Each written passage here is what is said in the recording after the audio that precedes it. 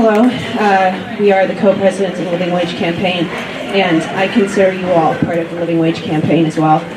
So thank you for being here and for coming to the event and being engaged in this conversation. We've been here for about 5 years, 4 years officially as a chartered group. You know us from other events on this campus, perhaps most relevantly our fall demonstration. This panel is sort of a follow-up to that, continued discussion of living wages on this campus and what maybe some of the barriers to having a living wage on this campus might be. I want to introduce our 6 panelists here. We have the president of the College of Wooster, Sarah Bolton, VP of Business and Finance, Charles Ingram, our VP of Advancement, Wayne Webster, a student who is the former president of SGA and former board member and BSA, Monet Davis, chair of the Department of Economics, Dr. Moledina, and professor of sociology, Dr. Tom Tierney. But we're now going to move into introductions and opening statements. Hi, I'm Sarah Bolton here. I'm the president, and I'm really, really glad to be in this conversation with everyone. I'm looking forward to it.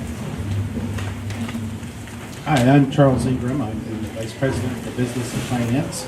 I'm interim, so I get to say what I want, because you can't fire me. Wayne Webster, Vice President for Advancement. As you'll see later on, I oversee fundraising and alumni and parent engagement for the college, so I'm part of the revenue model of the college, me and my team. I'm Monet Davis. My pronouns are she, her, hers. I'm a senior. I'm the former president of the Student Government Association and a former board member. However, any views that I'm sharing right now are solely my own. And I know that many of you all here have participated in demonstrations or other sort of events hosted by Living Wage. So I'm also a student supporter. My name is Moledina. As Gage said, I'm the chair of the economics department. I'm an economist. Tom Tierney in the Sociology Department. I'm also chair of the Strategic Planning and Priorities Advisory Committee, which advises President Bolton on budgetary matters and other issues. So I'm really excited to hear the comments and questions from the audience. But I'd also like to thank the Living Wage Campaign for its work over the past several years. I've known less than 3 generations of students, and the work you've done is sort of heading the college in the right direction and keeping the pressure on is appreciated. Thank you. So I'm going to take a moment then and just say a little bit about the principles from which we work as we're thinking about how to use the resources of the college to the best purpose, which is in some ways, that's my job, right? The resources of the college come to us from students, present students, and from past students, in particular from alumni who give to the college. And my job, all of our job together, but my job in particular, is to find the best way to use those resources for everyone. So I wanted to talk a little bit about those principles and a little bit about the practicalities. Where do those resources come from? What are they called on to do? And how do we make those decisions? So can folks hear me okay? Okay, so I have a few figures. Hopefully they're visible. So I wanted to start by just talking about principles. Where do we start before we start moving any numbers around or making any kind of decisions? So the first priority for us is that we're here to be a college. We want Wooster to be a great place for our students, a great place to live, a great place to learn, a great place to study, a great place to grow. And we know that in order to have that happen, we need wonderful staff and faculty. It's the wonderful staff and faculty that provide that living and learning experience for students and make this the place that hopefully you have had a good experience being and will grow from and go out into the world and do great things. We also want this to be a great place for our staff and our faculty to work. We want this to be a place that has a good working environment, a welcoming working environment, a fair working environment, an environment where people can grow professionally and develop. And also one that has appropriate compensation, where we're compensating people fairly for their work. And that means having a fair salary, it means having health insurance and retirement and the other kind of benefits that people rely on in order to support their work both while they're working, when they may need to be out sick, or when they retire. So those are some of the things that come together. And then as a third principle, we need the college to be affordable and accessible for students, right? Because one of the things that we don't want to do is make the place ever more expensive. I know it's very expensive to go to college, but we need to pay attention to, for example, providing the financial aid that makes it possible for students to be here. So as you'll see in a minute, those three goals, they come together to inform a bunch of the decisions that we have to make, the challenging decisions and important decisions that we have to make every year about how we use our resources. So let me talk about that a little bit more in specific. Is it okay if I stand up and point at things? Okay, because I know that the letters are a little bit hard to read. So this is just a big picture of where our resources come from that we use to do everything we do at the college. So this big yellow piece over here, if you can't see the letters in the back, comes from tuition, the tuition that current students bring us. And that says net tuition because that's the original tuition if you paid the sticker price minus the financial aid that we bring. So that's about $40 million altogether.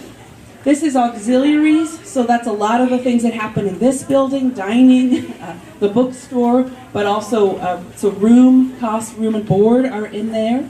And then up here in the pink and these other colors are the things that come from other places, particularly from gifts. So this pink piece here, the biggest one, that's endowment draw. So you might have heard of the Wooster's Promise campaign. That was one of the things that we did to do fundraising from our alumni who generously give us funds every year. And the endowment is a set of investments. It's gifts that people give us for particular purposes. So a lot of that endowment is given specifically for scholarships. And if someone gives it to us for scholarships, we have to use it for scholarships. And it's an investment of which we're only allowed to spend the interest.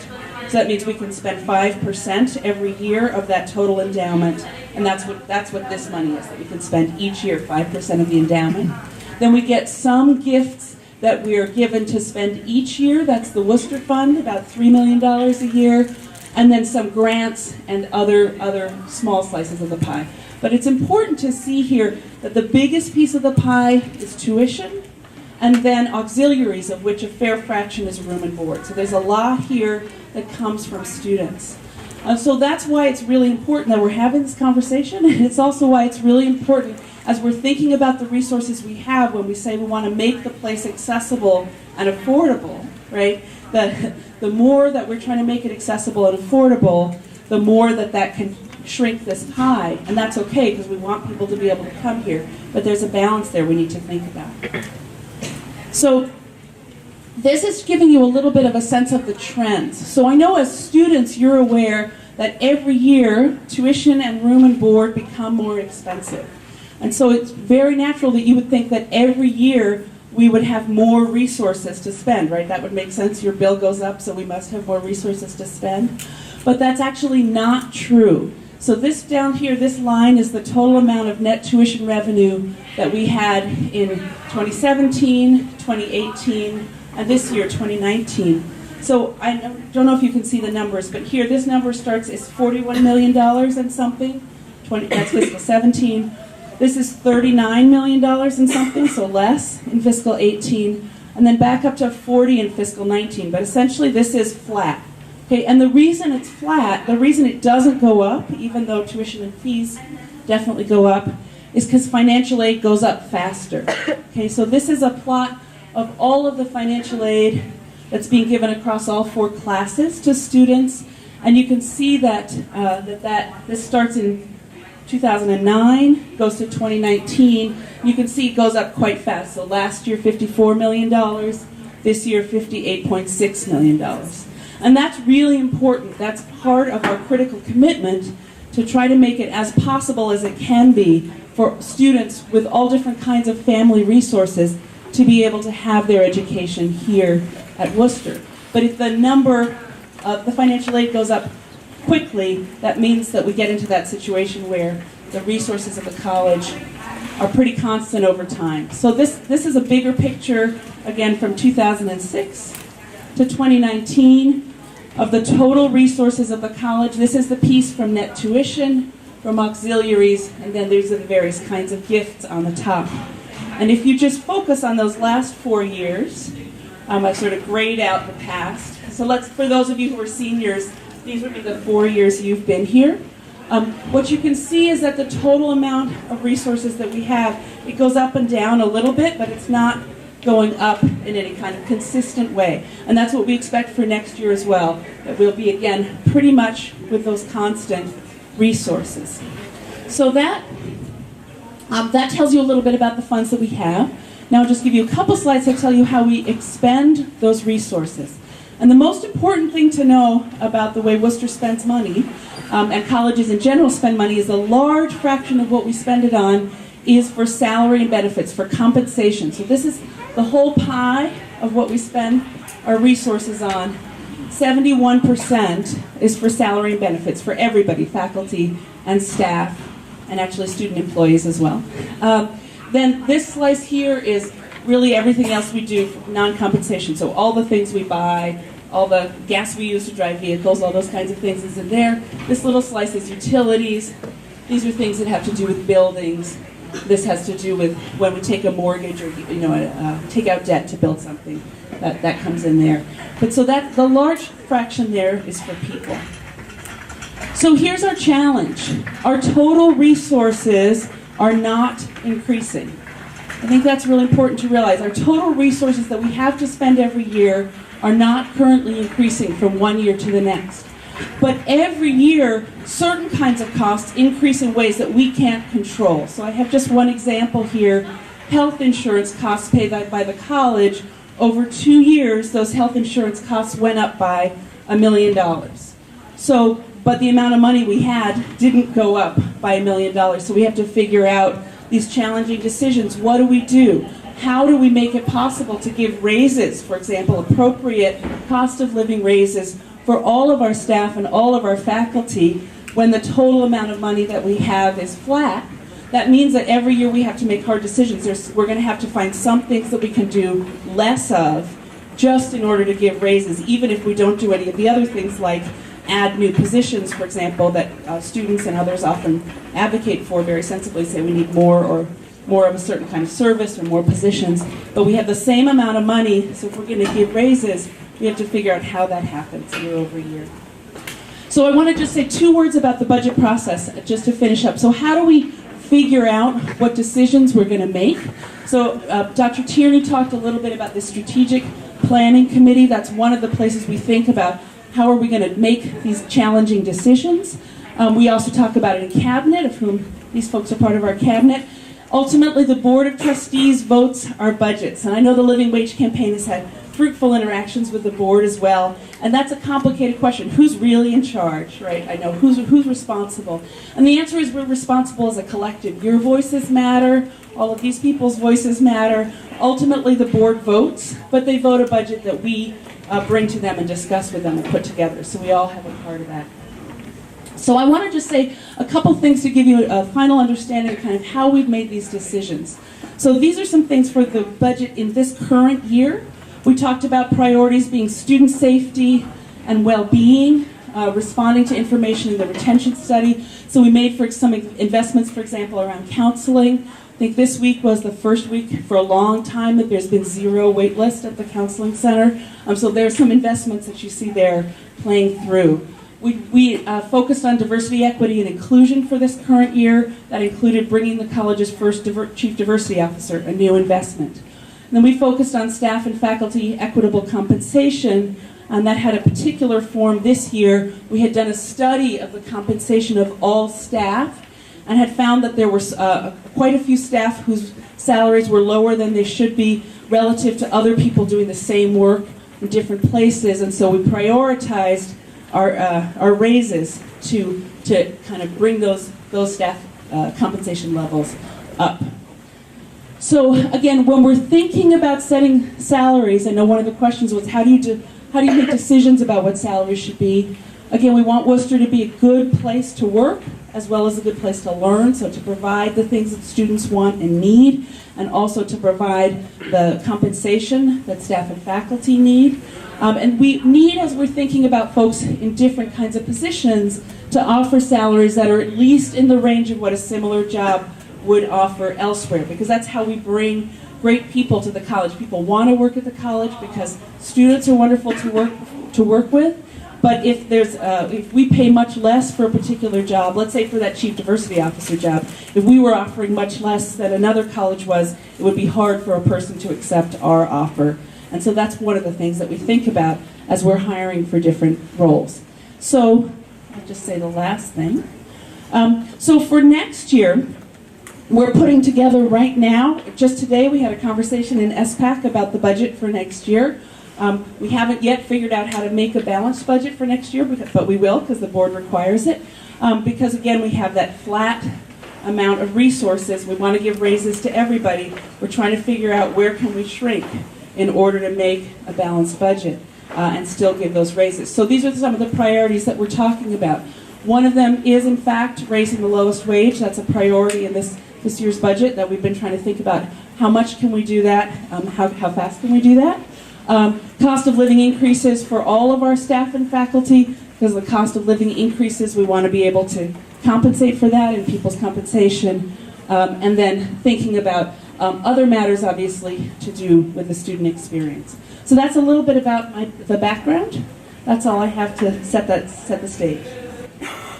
So I don't have a presentation or anything, but it's fair to say that our hourly paid staff members are such a fundamental part of Wooster, and I can say that for myself, for sure. And I know many students feel conflicted with being part of a community that doesn't necessarily take care of every single member the way that they should. So I can't spit out numbers or anything like that, but I think that students are very passionate about this, and our voices are very important, as President Bolton has said. So that's all I really have, but students really care, and if we're part of a community, we need to make sure that everyone is thriving and living in the fullest capacity that they can, and it's impossible for staff members to do so if they can't afford groceries or childcare or pay their rent, and they have to work multiple jobs and survive off of very few hours and lots of coffee. That's not an equitable or successful community. So that's all I have. Thank you, Monet. Dr. Moledina? So I have some research that I wanted to share, but I don't know if you want to hear all of it, because there's quite a bit of it.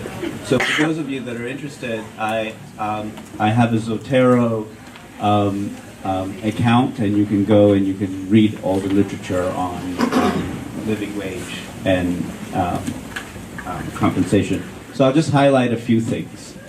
The first thing is that from a market perspective, and if you think about living wage campaigns, they've been implemented at the municipal level or at the city level in various places in the United States. And a lot of the economists that have looked at that research, the stereotypical sort of model that you learn in principles of econ is that when you pay a living wage or a minimum wage, that it creates unemployment. And there hasn't been any conclusive evidence to show that at the municipal level or at the city level, there is unemployment. So there's no empirical evidence to back up that play model that we teach in Principles of Econ. Got that? Okay. So that's the first piece of research. The second piece of research is kind of more firm level, and that's sort of, like when we're making a decision, we're a firm. And so the question is, do firms go under as a result of, paying a living wage and so on and so forth? And here, you have to think about the caliber of economists that study this, okay? So Janet Yellen is one of them. Anyone know who Janet Yellen is? Who is she? She's the first female chair of the Federal Reserve Bank, right, of the United States. So she was in charge of monetary policy. Akerlof, anyone know who Akerlof is? Won the Nobel Prize. Stiglitz, anyone know who Stiglitz is?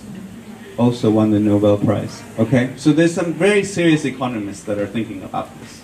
Okay, so they're thinking about the story from the firm level. So one of the first sort of very simple theories out there is that when you pay the equilibrium wage,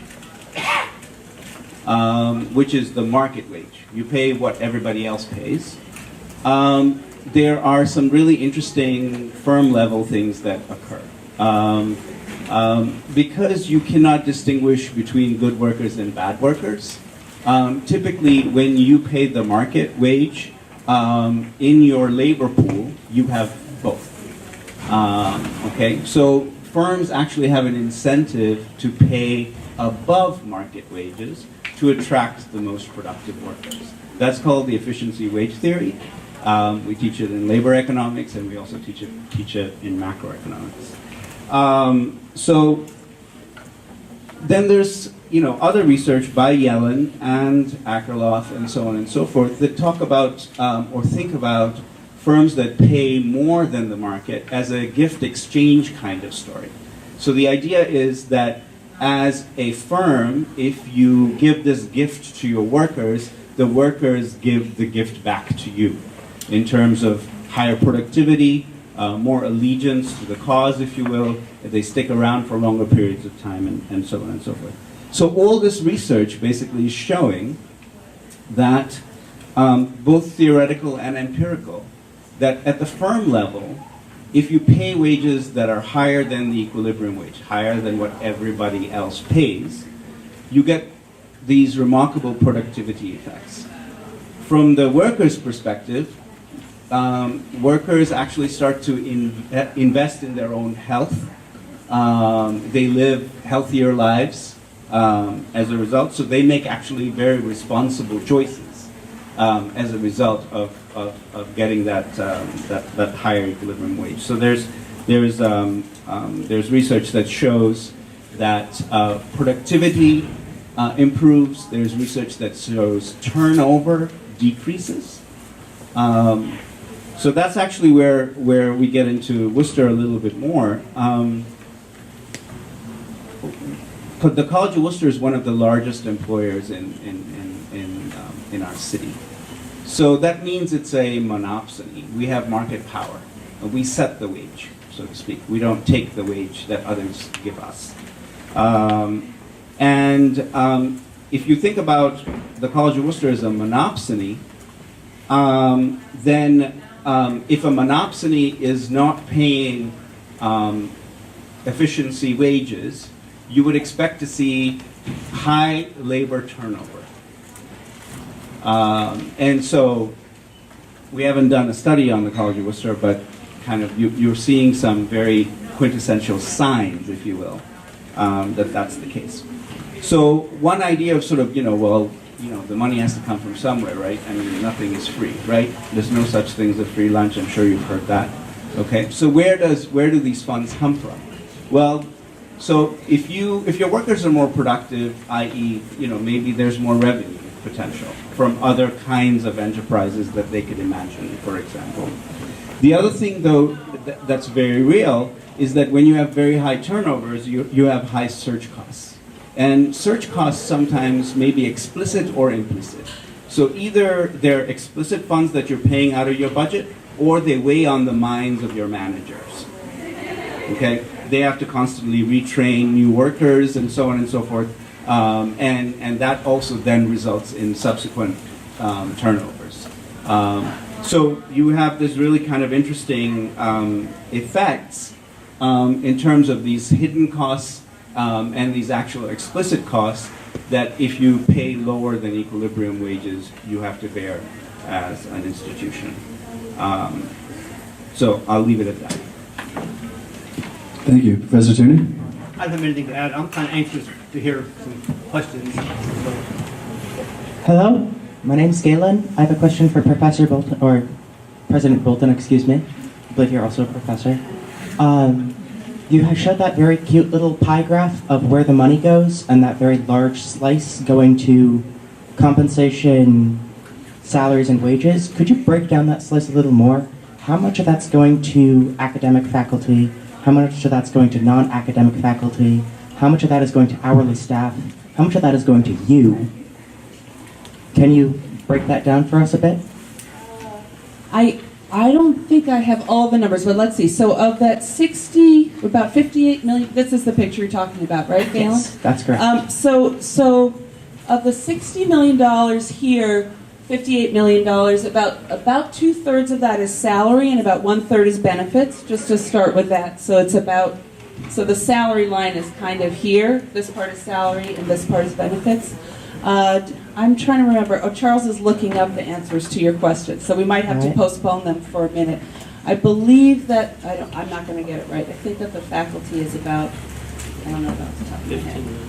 The faculty is about 15 million. We'll tell you what, he's going to look up all the numbers, and then we will produce that information for you. All right, He's got sounds his good. computer live right now. Hello, my name is Lily, and my pronouns are she, her, hers, and they, them, theirs.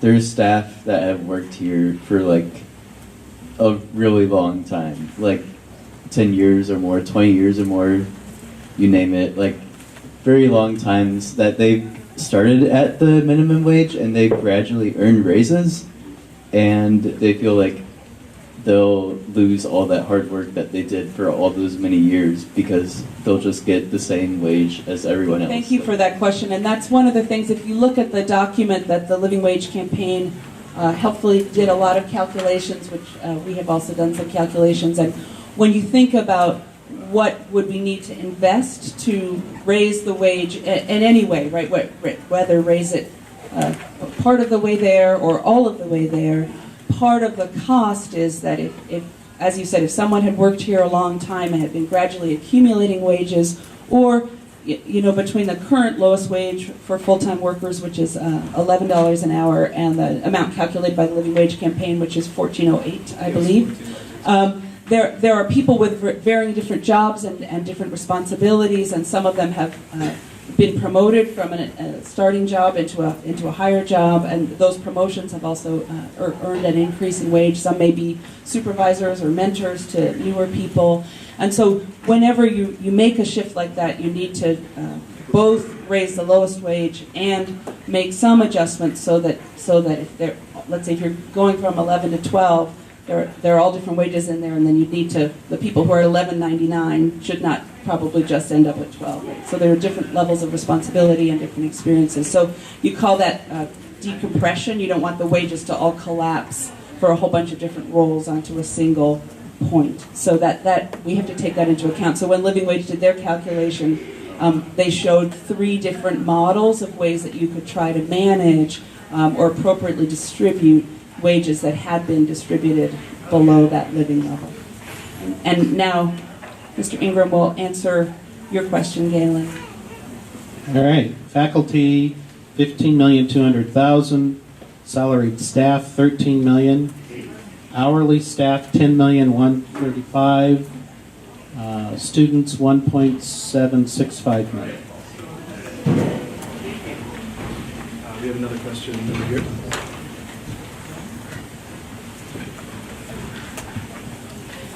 So throughout this conversation, we've had a lot of different types of wages discussed. So some of the adjectives we've used are fair wages, equitable wages, market average wages. I don't think we've talked a whole lot about minimum wages, but I'd like to know what you, President Bolton, mean when you talk about fair or equitable wages. Absolutely, thank you.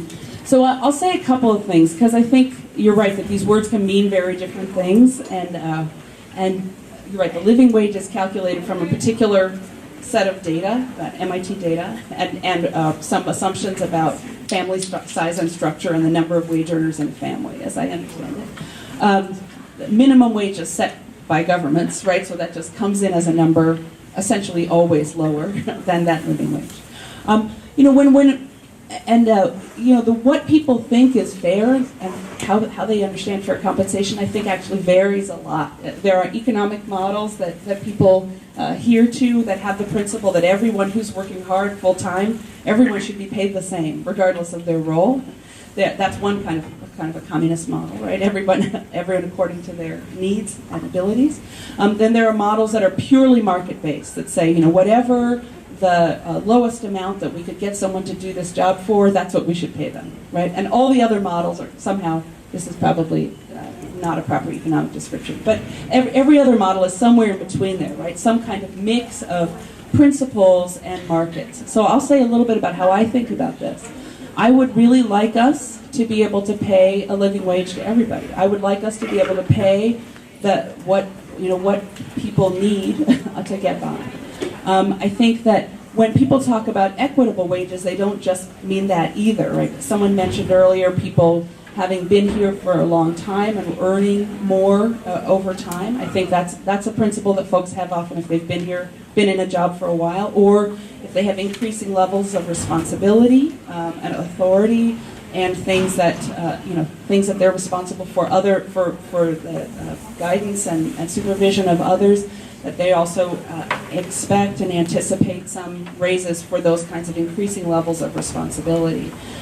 People also anticipate sometimes that their wages will go up if they're expected to respond over any time 24/7, 365 versus being able to set their job down when they go home. So there are different kinds of ways that people think about equity.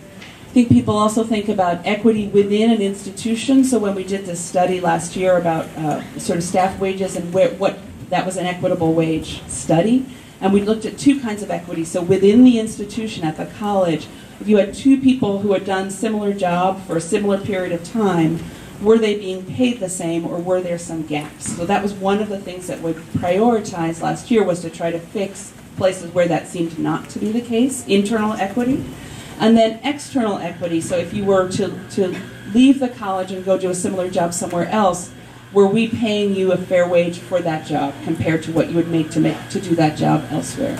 So I think that the words around equity and fairness are in there. The other thing that I think people take into account in fairness gets back to this question of being a good place to work in terms of having a good work environment. So people talk to me sometimes about whether they feel they're being fairly evaluated by their manager or supervisor. Are they being fairly treated and compensated? Is that person looking out for equity within that area? So those words, you're right, they have many, many meanings. But those are the things that I would offer. Going through that answer, it kind of seemed like there was a little bit of a diversion from what the actual question was. So I was just wondering, in the clearest terms possible, what would you define as a fair wage and what would you define as an equitable wage? So I think I use those two words interchangeably. They mean the same thing to me. And they mean that there's different kinds of fairness that I was talking about in terms of fairness for doing the same job across the institution and fairness inside and outside. So those are the two things that I talk about. And then the other thing I said at the beginning was that I would like for us to be able to pay a living wage to everyone who's here. And so that's a separate statement. Earlier in your presentation, when you had the slide with the net resources over time, I was wondering if you could speak a little bit to what you've kind of described as a stagnation in the last 4 years and why that upward trend did not continue. Yeah, absolutely. Thank you. I'll say two things. So there's two pieces to this. The biggest one is financial aid, because the biggest proportion of our resources comes here from tuition, and this is the total tuition. So if everyone paid the sticker price minus the total financial aid, right? So as financial aid goes up faster than tuition, that is the major effect, and you can see it. This is the black lines are the tuition, and so you might be wondering, well, is that somehow because Worcester has fewer students now? Somehow that's not the case. We actually have about 25 more students this year than we did last year. So it's not that we're somehow losing students. It's actually that the average financial aid per student has increased because we're trying to make the college accessible to folks. And at least for a while, wages were flat, so that nationally. So that's a big piece of it. There are a couple of other components, though, that I might just mention. One has to do with our endowment. As I said, the intention when people give us funds for the endowment is that the principal will be there in perpetuity and we're only allowed to spend the interest. We have been intentionally making sure that that's true, and that's meant spending a little bit smaller fraction of the endowment than we had been in the past. We had been spending up a little bit towards 6%. The growth in the markets is not enough to make that really a sustainable thing. So we've actually been spending a smaller and smaller percentage. We've worked with the board to figure out what we should be doing there. So although the endowment has been growing a little bit, the amount we can draw from it has been shrinking. So that's another component of that flatness. Just wanted a really quick follow-up to the financial aid commentary. I'm curious, is that financial aid including exclusively demonstrated need, or does that also include merit aid? I'm curious if there's more merit aid now to try and attract stronger students, perhaps, from places that they wouldn't normally be coming from. Just curious about that. Yeah, so this includes both need and merit aid. So it's all of the scholarships that are given by the college. Yeah, and I would say that nationally, so that's need-based and merit-based. I think many students would say that their merit scholarships are actually needed by their families in order for them to come here. So there's a technical definition and a probably lived experience definition of students as well.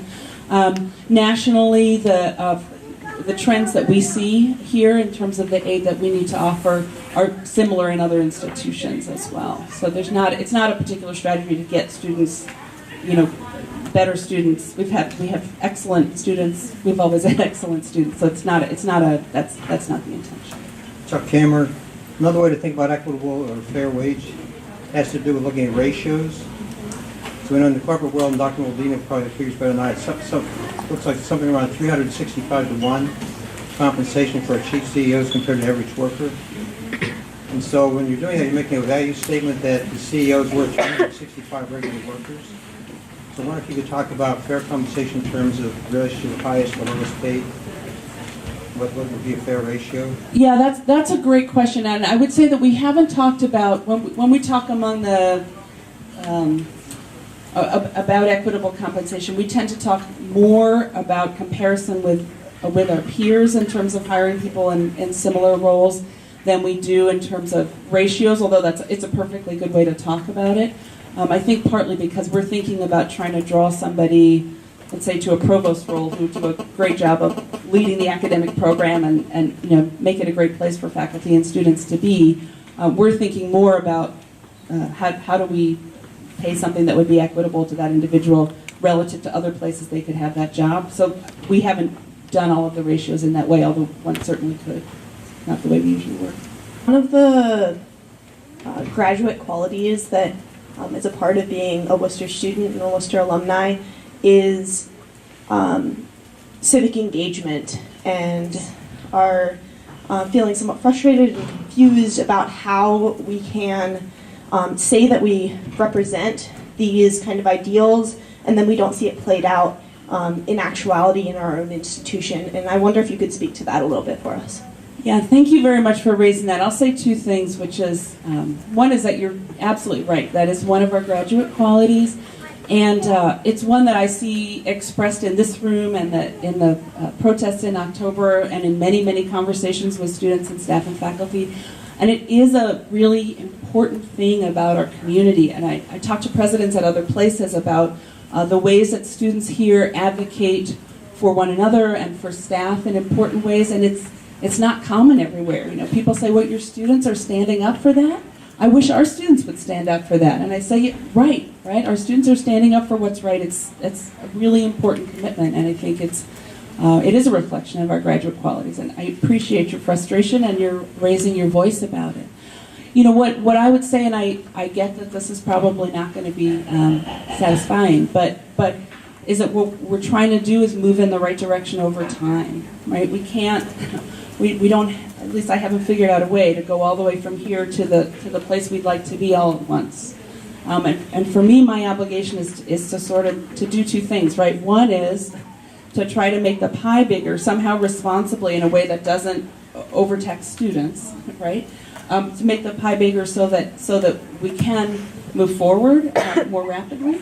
And the other is to try to prioritize within the resources we do have as best as we can to gradually make some progress. And so, and I get that doesn't feel fast enough in a certain way, but if you sort of look over the past 4 years, the years in which those revenues have been flat, there have been 4 things that have happened, well, maybe 3, but the first was a raise from the $9 to $11 lowest wage, which really needed to happen. That happened in 2016, so at the beginning of that period. Then there was a progressive change in the health insurance, which shifted the health insurance costs so that so that it was a percentage of salary rather than a flat amount. That's very unusual. None of our peers did that. And that was something that actually staff and faculty in the strategic planning group worked on, so that if you have a lower wage, you pay less costs for the same health insurance than someone with a higher wage. That meant that everybody who's in the lower half of our salary distribution had more money to take home in their pocket, while they still got the same health insurance in the year after we did that, and that's continued to be the case. So that's a very unusual structure, and it was a way of essentially having the higher paid folks carry more of the cost of the total health insurance and the premiums. So that the intention there was we couldn't raise the wage very much in that year, but we could make this other shift that tried to rebalance in a certain way. So that's the second thing. And then, as I said, in this current year that we're planning for right now, we're trying to reprioritize, come back around to the question of raising the lowest wage again, up from $11. So we're trying to make our way through step by step, doing what we can year after year on this particular issue around a living wage at the lower wages, while also providing a cost of living increases and other increases for folks in other parts of with other roles at the college as well. So trying to keep all of those things going. So that's what I have. And if any of our other panelists wanted to take a stab at this question, or any of the other questions that have been asked so far today, Chris, June? I have kind of contradictory message. On the one hand, I mean, in budgetary questions, it ends up becoming a zero-sum game. And I'm going to encourage people not to think about it that way, but that's sort of how it is. You have to make choices. And being on the Strategic Planning Committee, other initiatives are important to the college as well. Like yesterday at the faculty meeting, we had a recommendation that we have a director for sustainability, which is important. But that's going to take a commitment of resources. So it is balancing various commitments we make. Some student supported, some come from other places. But I think at some point we have to sort of not simply think about it as a zero-sum game and look at like the direction in which we're going. I mean, if we're making progress, and I know this is not satisfying, but we have made some progress over the last couple of years, not as fast as anybody would like, on lots of different issues, but on diversity and inclusion, hopefully on sustainability, and on wages. I mean, but again, it takes pressure and takes constant, I mean, it takes pressure to move in that direction. But at some point, I just want to say, like, you have to sort of step back and not simply look at it as a zero-sum game, but look at the overall direction. Hi, Marco. I have a question mostly for the cabinet because, I feel like the way that it kind of, especially on the issue of living wage, a lot of the talk is kind of, I wish we could pay a living wage and I wish we could do this and do that. But like, is the cabinet or is the board been thinking of kind of concrete and proper plans to achieve that minimum wage, and what are those plans looking like for now? Because we wish we could get the Scott Center and we got it, and we wish we could get a better building and material hall and we got it. And so I feel like if we're wishing to have a living wage for all of our employees, as we clearly there is push for that, at least from the students and from a lot of other people, how are we gonna get that wish into a reality? So I come from the fundraising side of things, right? And so we, in terms of how we talk to donors, it's really what are the priorities of the institution, what are the values of the institution, what are we trying to achieve, and what is the programmatic impact of the gift, both from an academic perspective and from a co-curricular perspective. And so every year, through a budgeting process, we talk about what do we value, what's important, what are we working towards. And I think as the slide lines up, we are looking at how can we bring them the living wage up? How can we get to a point where we get closer to reaching a living wage?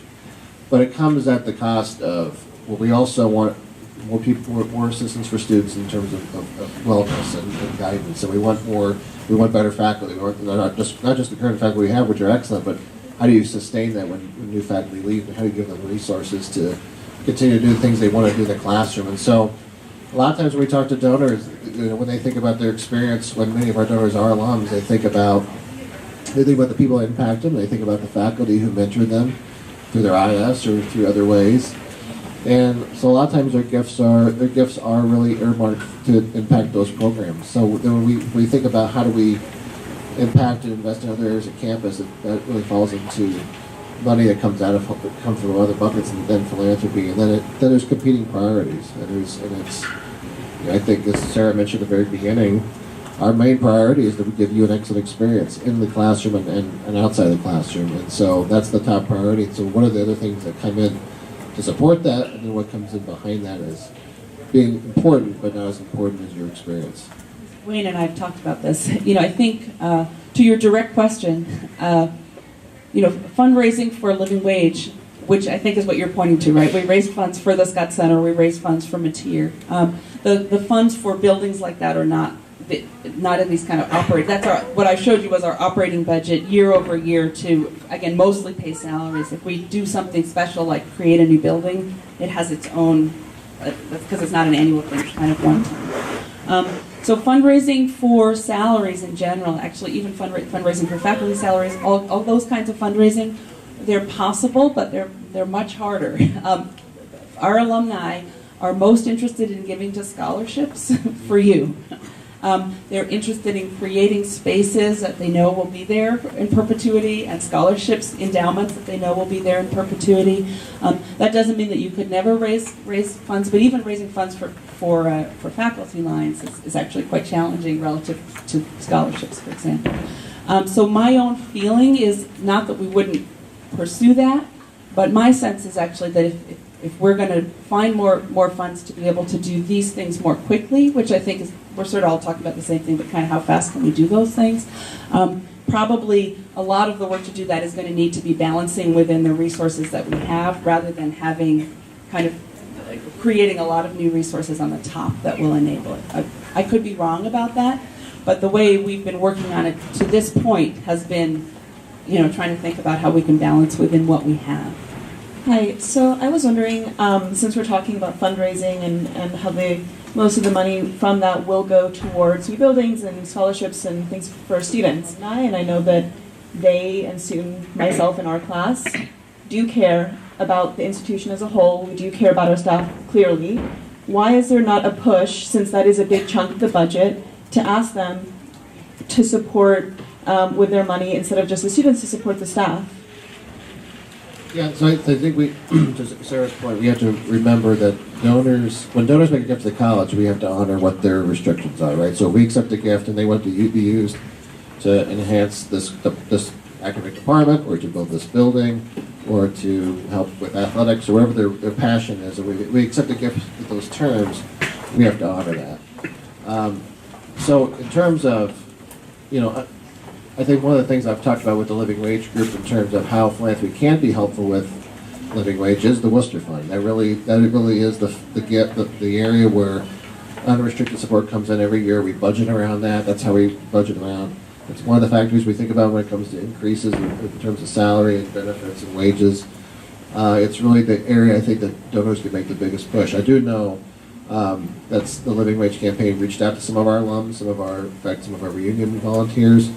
The response was, they were supportive, but their gifts that came in subsequent to that were really restricted to things that they were passionate about and cared about. Not that they don't care about staff or faculty for that matter, they do very much. But their memories and their passions are really centered around their experiences, and sometimes that happens to be more focused on academic programs or buildings than academic programs. And so those who are passionate about it, we've received some gifts through the Wooster Fund, but it's not been a huge upswell. Right, and I understand that you have to honor the wishes of the donors, of course. My question was, why do you, or whoever the folks are who are asking for the money and writing these letters, why are you not asking, would you support the staff, instead of give us your money and they can just label it whatever they would like, instead of actually pushing for that yourselves? So in the Wooster Fund this year, we did introduce 5 areas of impact, and one of the areas is faculty and staff. That is an area of impact, and we have received gifts in honor of the Wooster Fund and honor faculty and staff through the Wooster Fund. That's new this year. My name's Leah. I use she, her, hers pronouns. Another big portion of money coming into the college is student tuition. I work minimum wage for the college. I'm working to fund my own tuition, right? I think a lot of us are. And I think that it's really hard to work alongside people who aren't able to pay their rent. So my question is kind of starting the money going into net tuition, right, from us. Where that's going, I know a lot is going to staff and faculty, but how that is allocated. So thank you for sharing that, and I appreciate your sharing what that feels like to do, because I think that's important. So I want to understand a little bit more clearly when you talk about how that's allocated. So all of the funds that come in are sort of allocated for all of the activities we do. So it's not like tuition is allocated for this and right. gifts are allocated for that, unless the gifts are specific.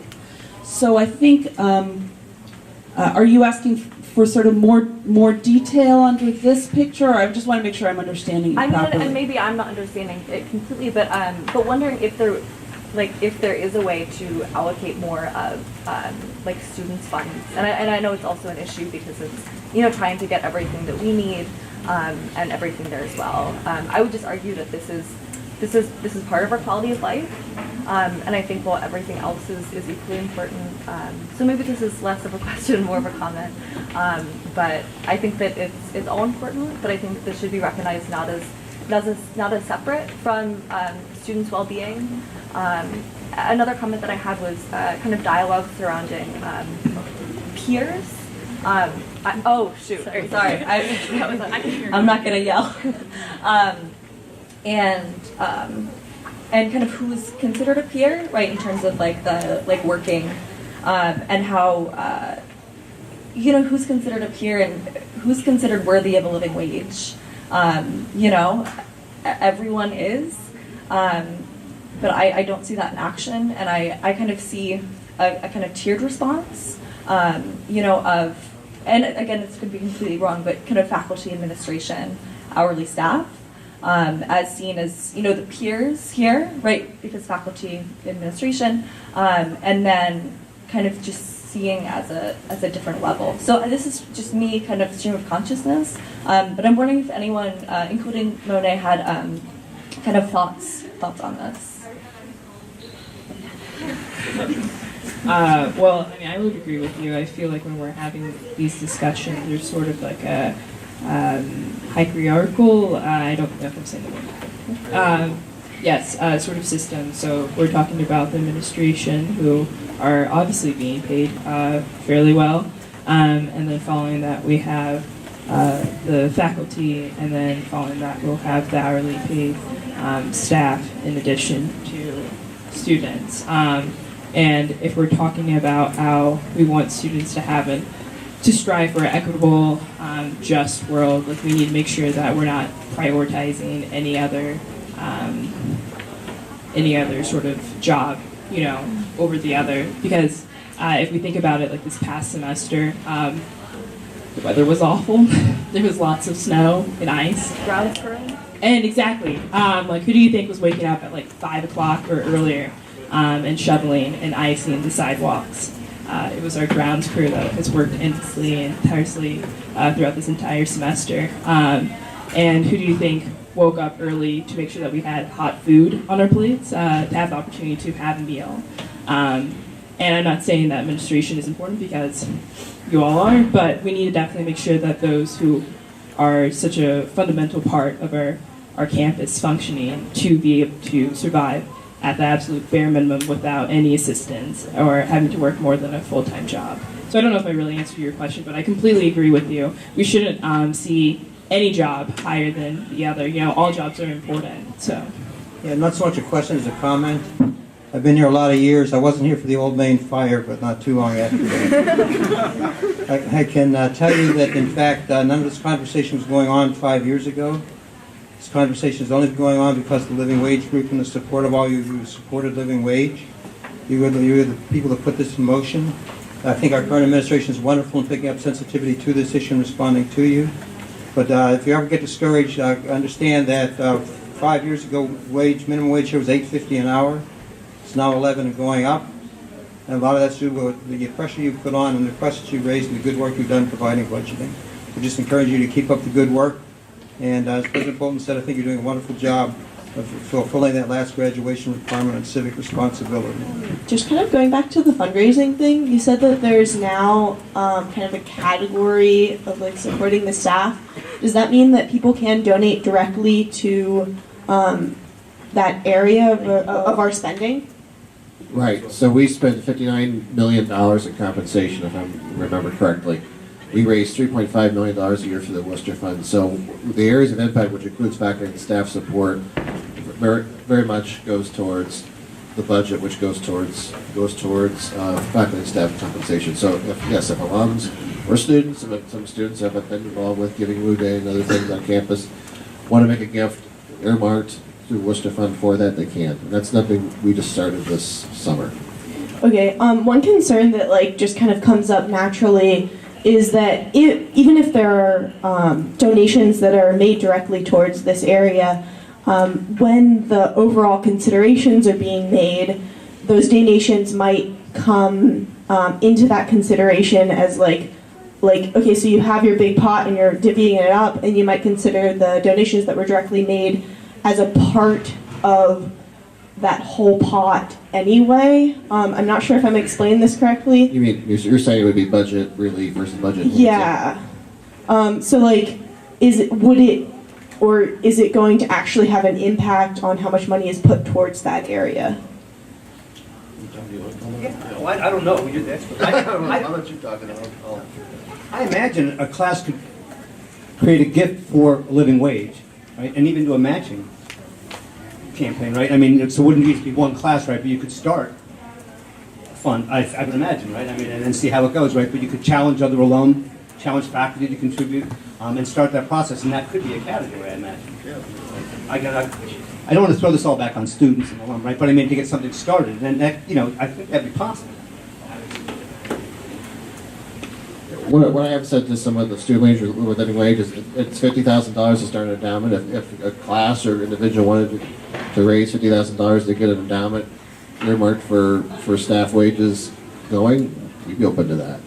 I think to your earlier comment or question or concern maybe about is it budget relief versus budget enhancing. Again, when you're talking about a $59 million budget just for compensation, what we've raised so far for faculty and staff compensation through the Wooster Fund it's not enough to move the needle one way or the other. It's not going to say, when we sit around the table, we don't look at, well, how much came in for the Wooster Fund for faculty and staff. We don't think about that at all. We're thinking about the things that Sarah said, which is what's the right thing to do, what can we afford to do in line with all the other priorities we have, which again follows the filter by which we make decisions is what's best for the students from an academic and co-curricular perspective.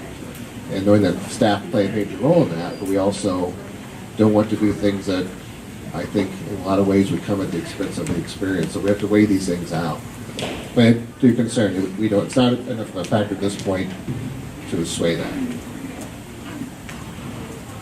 So I was just going to say, as a kind of compliment maybe to those two things, so if you have to think a little bit too about continuity, right? So there's two kinds of gifts. So the Wooster Fund, those gifts that come in, we spend them that year, right? So if there's a big wave of funds that come in and we raise people's salaries using that big wave of funds, let's just assume that for a minute, we would have to know that we could maintain it year after year. So these compensation commitments are ones that are ongoing, right? And you want to be able to, some of you I've talked to about various questions and concerns, so this is part of why I don't make a promise unless I know I can make it, because we're going to make those changes. We need to be sure we're really going to be able to sustain them. So the Wooster Fund is great for the given year, and it really can make things possible. The kind of other gift that Dr. Tierney was talking about and that Wayne then was following up on about an endowment where you put, let's say you gather a certain amount of money and you invest it in the endowment. Those are the gifts that do work in perpetuity, right? So we only are spending 5% of that gift each year, but we're committed to spending that 5% every year forever. And so it's different ways of doing it, has different impacts. So sometimes people want to give to the Wooster Fund because they know that money will go to work right away. And sometimes people want to give an endowment because they know that money will be there doing that particular work for which it was designated and named, and it can only be used for that forever, but only 5% at a time. So it's just two different ways to think about it. Hi, I'm Maureen.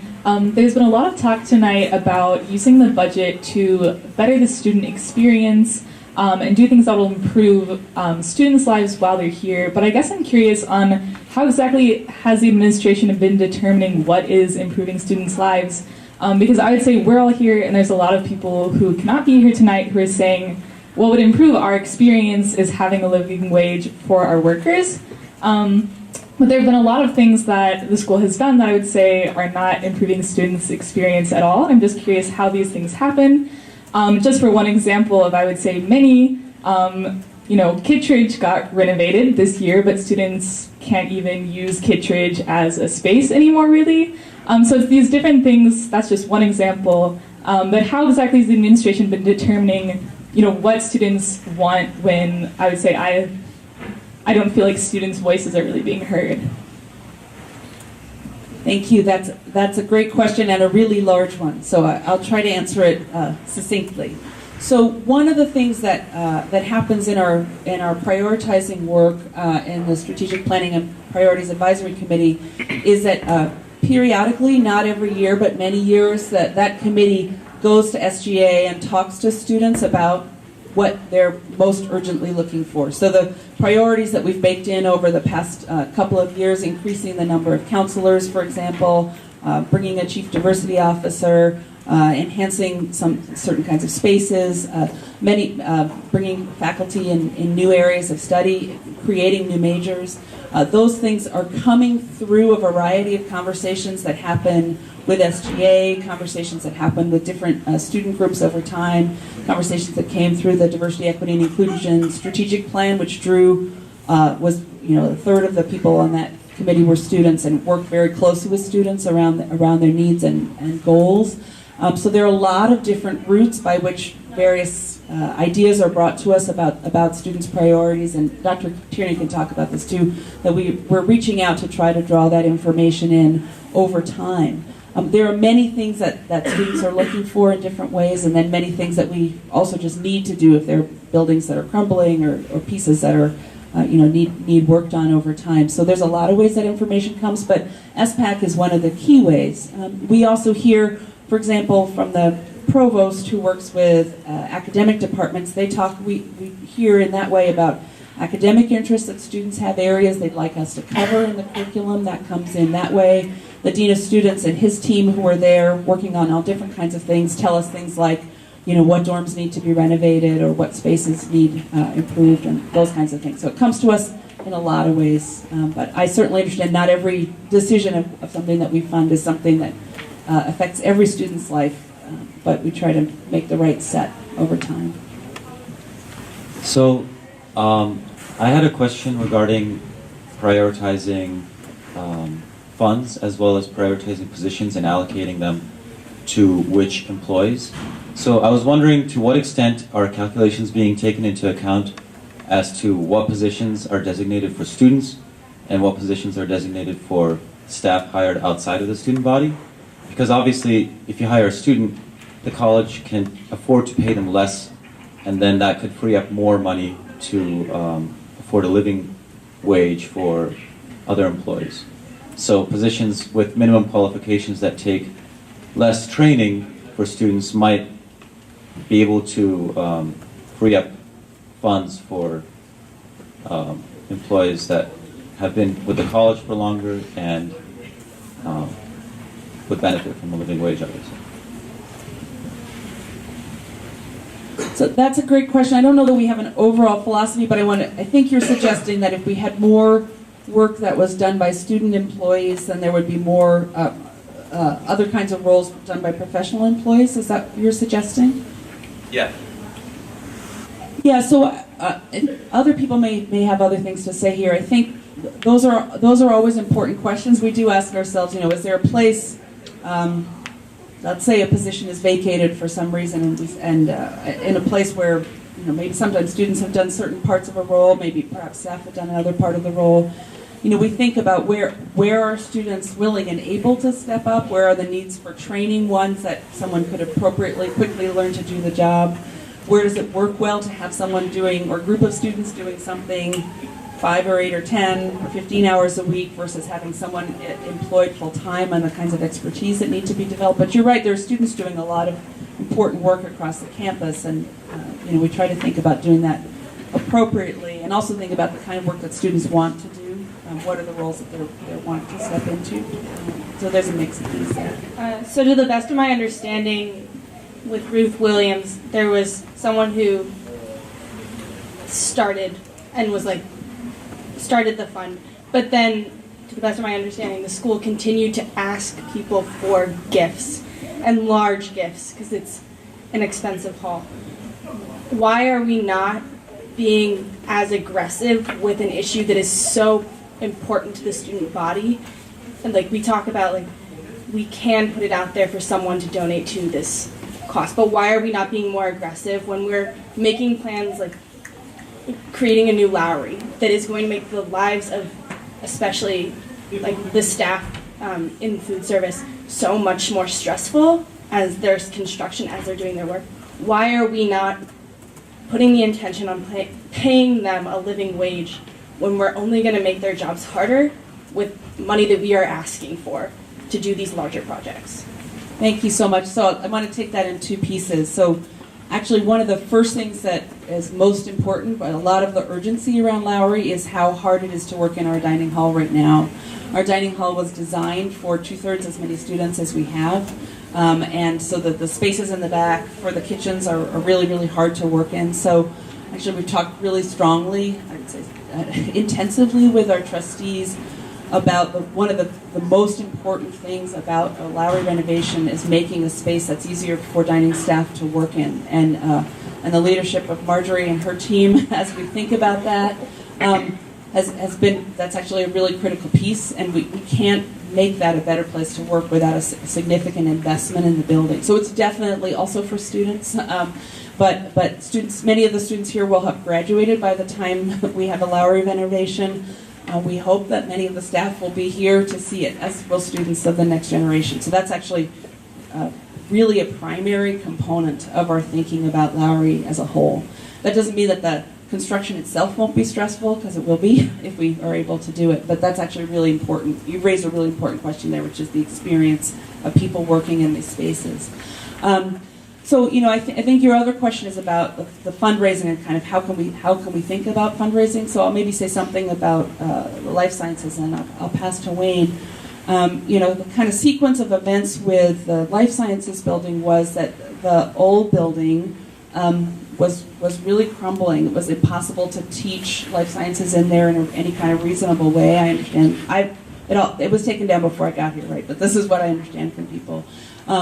That it really wasn't workable as a teaching space, as a learning space. And so that became a priority. And then there was one major gift made, and then another major gift made, and then to get it completed without having it increase or take up a larger chunk of the annual budget, the goal was to have more gifts to come in to pay it off, so there wouldn't have to be debt and debt payments. So that was the goal, was to try to meet those needs, meet those curricular needs from a building that was really crumbling. Again, I wasn't in its old state, but that was my understanding, and then to try to get it done efficiently. But I think your question again is sort of, can we fundraise? Your question is, can we fundraise more thoroughly, more vigorously around wages? Is that right? So I don't know. Yeah. We had a session like this in the fall, and I said that session. Hear me out. Let me finish my comment before we react. But if everything's a priority, then nothing's a priority, right? So when you're fundraising, you have to figure out what are the things that are really going to move the needle for the institution. And so those are the things you talk about with donors. So whether it be a new building or support, renting support, I would argue that as we crafted the new areas of impact within the Wooster Fund, adding the faculty and staff support dimension was saying that that's a priority. Now, I will tell you, donors are going to, at the end of the day, voters vote they vote with their checkbook. You can lay out 5, 6, 7 priorities and say these are things that are really important to the institution. They're going to support the thing that resonates most with them personally, and it can vary for a lot of reasons. Why they choose scholarships versus a building, or a building versus scholarships, has a lot of dimensions that we really, frankly, at the end of the day, don't have any control over. We can certainly push and control and suggest, but donors will fund what they're interested in. Of course, then we have to decide if it comes to restrictions, can we live with those restrictions or not. But I would say that because what we've done recently with the Worcester Fund, I would say that we have made that a priority. So the one other thing I would just say about salaries, and this is almost cultural, but I would say that alumni in general think that our staff is hundreds of people and our faculty is hundreds of people. And overall, I think our alumni probably appropriately think it's our responsibility within the regular budget of the college to compensate people appropriately, to find the regular resources that we have all the time and use those for the compensation of folks as a whole. So very occasionally someone will give us a gift to fund a particular position. Like, okay, we think this is a position we really want you to have, either professorship here or a new staff position there, and someone will give a gift to fund that position. And so that, but to give a gift to spread over the wages of the entire set of employees, in general, that folks think of that as kind of our responsibility to figure out how to do that with the regular money that comes in from tuition fees. Would it be helpful if someone gave us a big gift? Of course, absolutely. It's something we could talk about, but it's not, ordinarily people are giving, if they're giving around a staff or a faculty, they're giving around a particular position and not sort of all of the hundreds of people who are engaged in a particular work. And that doesn't mean that work is not important. Of course, it's critically important, but it's sort of the way that philanthropy tends to work. For that, and then even for scholarships, people are thinking of a scholarship, not scholarships for all of the students. So it's a little bit about how that rolled out.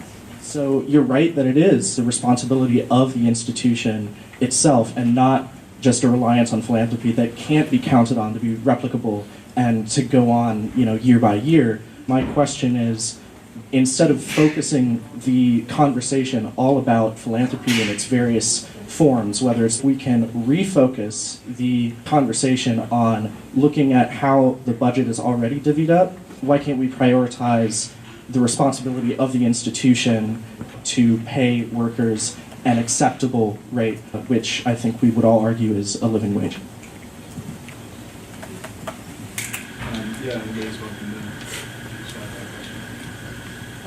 I think it's more of a comment. I mean, it's the right question to ask, but that's why I put that back up there. But that's what we're trying to do.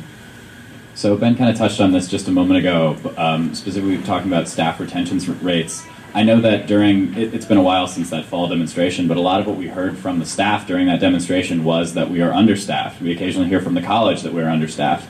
And kind of with a focus on wage, I think kind of an explanation for why that is would actually help aid in this conversation as well. I think that's a factor that we also need to be touching on a little bit more. Can any of you say anything about that?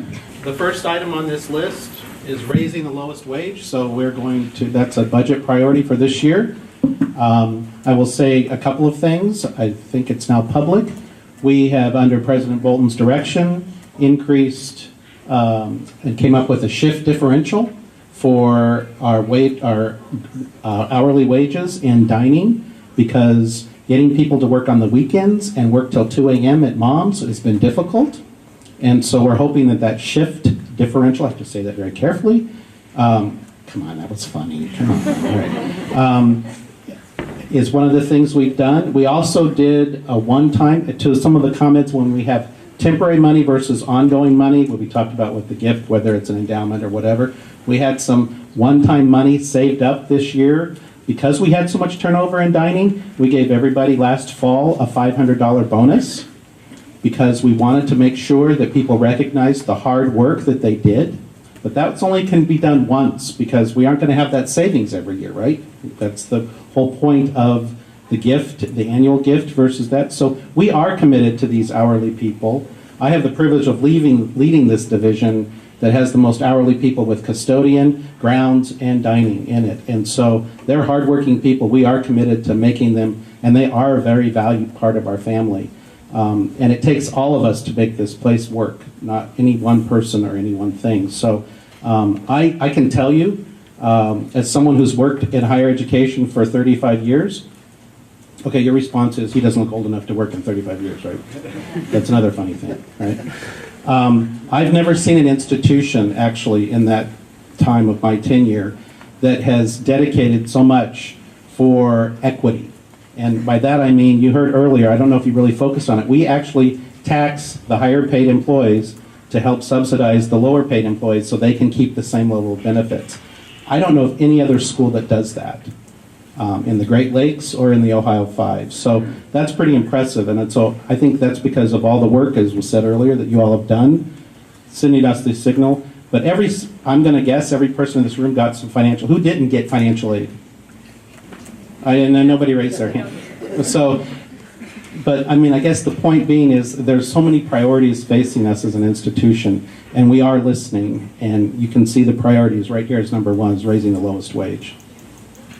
Well, thank you all for coming out. And I know that there was a comment made earlier about feeling like the administration doesn't hear you.